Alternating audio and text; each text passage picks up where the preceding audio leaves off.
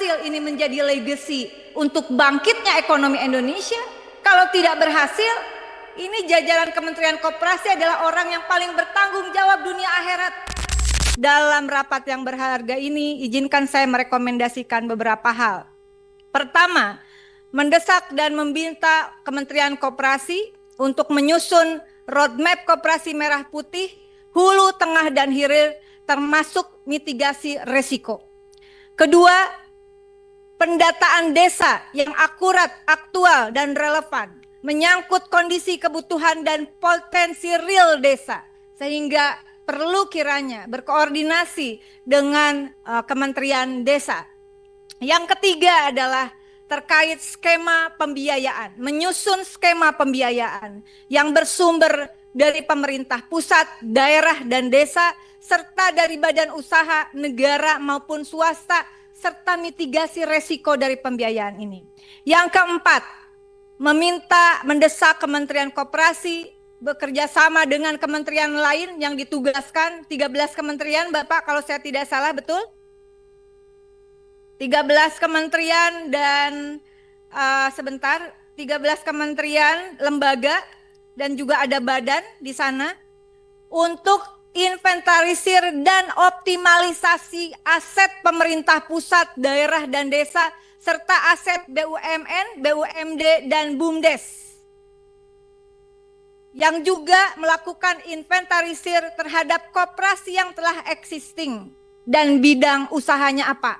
Sehingga ini tidak terjadi bentrokan-bentrokan atau bisa diminimalisir lah konflik di bawah ini.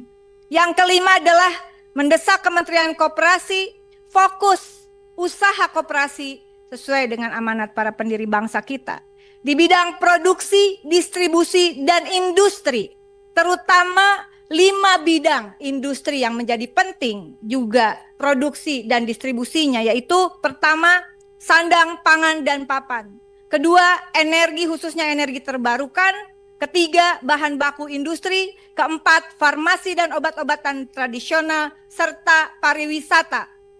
Keenam, mendesak Kementerian Koperasi untuk melakukan harmonisasi peraturan perundang-undangan yang berkorelasi dengan pembentukan dan penguatan koperasi, termasuk evaluasi terhadap draft perubahan Undang-Undang Nomor 25 Tahun 1992 tentang perkoperasian yang sedang dalam proses pembahasan dengan DPR. Perlu dievaluasi, kalau perlu ditarik lagi, tarik lagi, Pak. Apakah ini sudah secara sinkron? Sudah secara sinkron.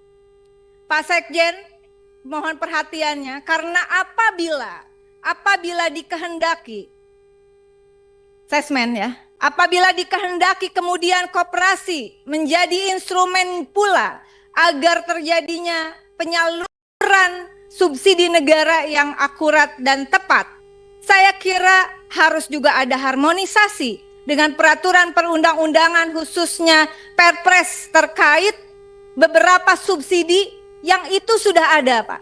Karena kalau tidak, apa yang dikhawatirkan oleh teman-teman Komisi 6 yang sudah bicara terdahulu, saya kira akan berakibat fatal, ya.